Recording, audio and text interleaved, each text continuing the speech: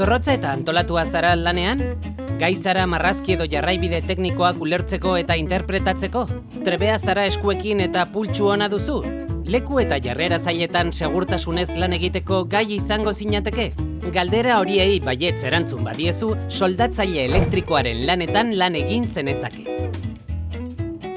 Egitura eta eraikuntza metalikoak, galdagintzako elementuak, tutuak, xaflak eta profilak normalean soldatzeen bidez lotzen dira.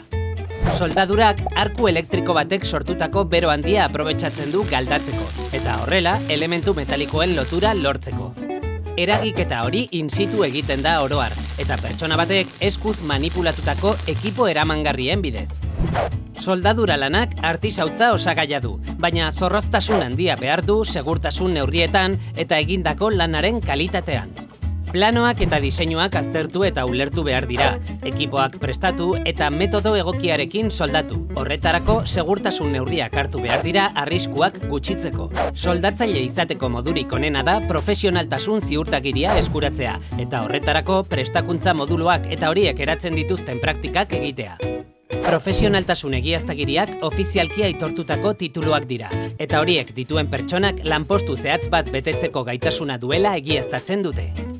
Enplegua lortzeko tresna bikaina dira, izan ere, enpresek beren hautaketa prozesuetan balioesten dituzte.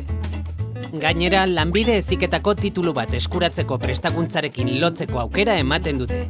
Profesionaltasun egiaztagiria urte bakar batean eskura daiteke, edo 8 edo 9 hiletan. Soldadura elektrikoko operario lanetan egiaztatzeko prestakuntzako 680 orduko egiaztagiria dago. Ordu horietatik 40 lan praktiketakoak dira. Egiaztagiri horren prestakuntzara jotzeko honako eskakizunetako bat bete behar duzu. DBH-ko graduatu titulua izatea.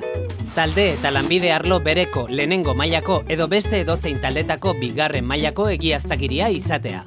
Erdi mailako heziketa zikloetara sartzeko proba gainditu izana. Unibertsitatera sartzeko 25 urtetik edo 45 urtetik gorakoentzako proba gainditu izana. Prestakuntza aprobetxamenduz egiteko beharrezko gaitasunak izatea. Elementu metalikoekin lan egiten duten tokietan soldatzailea beharko da. Obra publikoetako enpresetan, egituren eraikuntzetako, galdagintzako, zurgintza metalikoko eta ontzi eraikuntzako enpresetan.